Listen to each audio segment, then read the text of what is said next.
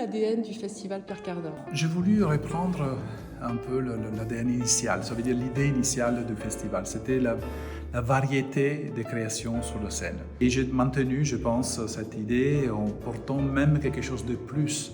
Non seulement la musique classique, ou l'opéra, ou plutôt le théâtre et la danse, mais j'ai ajouté aussi des fois des concerts du jazz. Ça, notre ADN, c'est l'ouverture à toute forme d'art. Une suite aussi de la volonté de Pierre Cardin, votre oncle? C'est toujours dans cet ADN-là. Nous, on se nourrit de tout ça, nous comme maison. Rassembler le nom Cardin à un monde culturel plus varié possible, à mon avis, c'était une idée géniale à l'époque et ça continue à l'être. Donc, il faut diffuser, et surtout parce que peut-être c'est notre devoir. La promotion que nous on fait, c'est pas sur le produit direct, c'est sur la culture. On a décidé de faire depuis toujours de faire comme ça. Aujourd'hui, le théâtre, la musique en général a des problèmes au niveau des finances parce que s'ils ne sont pas aidés par les États, c'est vraiment difficile qu'ils se soutiennent. Je trouve que si des privés investissent sur ça, je dirais plutôt dépensent sur ça, mais c'est un bon signe. C'est pour la promotion de la marque, on peut dire, et en même temps, on permet à cette création d'exister encore. Une programmation très éclectique, donc chacun peut y trouver son compte au Festival Pierre Cardin par rapport à son intérêt artistique. Oui, l'idée c'est de faire de la manière que si on vient en vacances ici, on reste 4-5 jours, on voit plusieurs choses, peut-être une ça nous attire parce que c'est ce que nous on aime, mais à ce point-là on va voir les autres aussi que peut-être on n'aurait pas vu dans notre situation. Et parce que le lieu est magnifique, parce que être en plein air comme ça, c'est très agréable, et pourquoi pas approcher certains publics à des autres catégories d'art que peut-être ils n'ont pas vu. Une fois qu'ils sont ici, en plus, ils peuvent rentrer au château où ils exposent sept artistes, de l'architecture à la gravure, à la peinture, à la sculpture, tous les arts sont là-dedans et sont quand même choisis par des académiciens, des beaux-arts.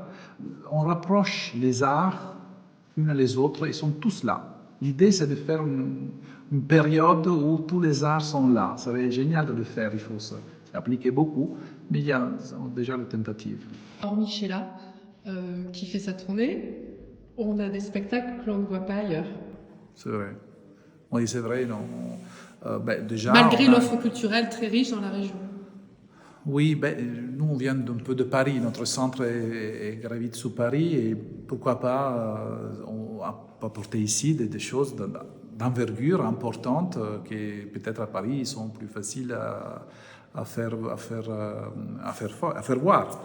Donc l'idée c'est de porter aussi de niveau très haut, si c'est possible. Donc, dans le cadre du jazz, je trouvais idéal de prendre vraiment une grande star qui vient de New York, un trio expérimenté, avec presque 50 ans de carrière. Donc, pourquoi pas donner la possibilité à des personnes de cette région de connaître des artistes qui peut-être n'ont pas voyagé autant ici.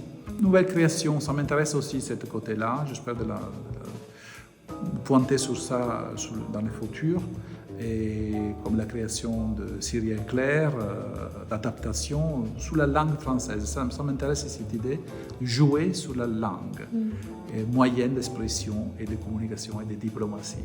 Justement, aujourd'hui, on perd cette langue avec notamment l'intelligence artificielle, donc on a besoin de retrouver les mots. Oui. Il y a le risque que les mots ne vont pas augmenter et ne vont pas être, la rose des mots utilisés, c'est toujours de moins en moins parce que l'intelligence artificielle ne peut pas inventer, ne peut pas aller loin. Il prend ce qu'il y a, il fait les parties communes et l'utilise au mieux.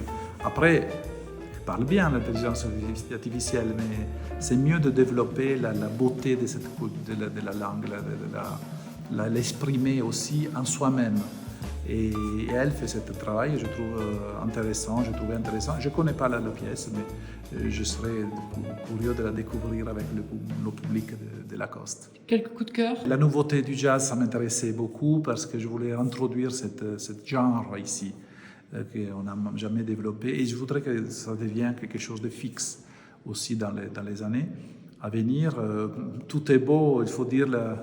De Dienne fait une comicité spéciale, mais je l'aime bien. Et surtout, ce passage entre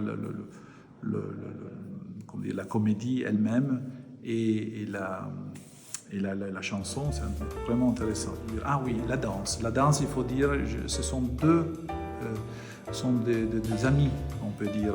Julien Lestel et sa compagnie, et la compagnie Angelin Présocage, mais ils sont de très très grand niveau. Je trouve qu'ils respectent une façon de faire de chorégraphier que ça me correspond beaucoup. Ça, il faut dire la vérité, ça correspond à le monde Cardin. Dans ce cas-là, j'ai choisi Desprez. Et ce sont de gros coups de cœur. Merci beaucoup, Rodrigo.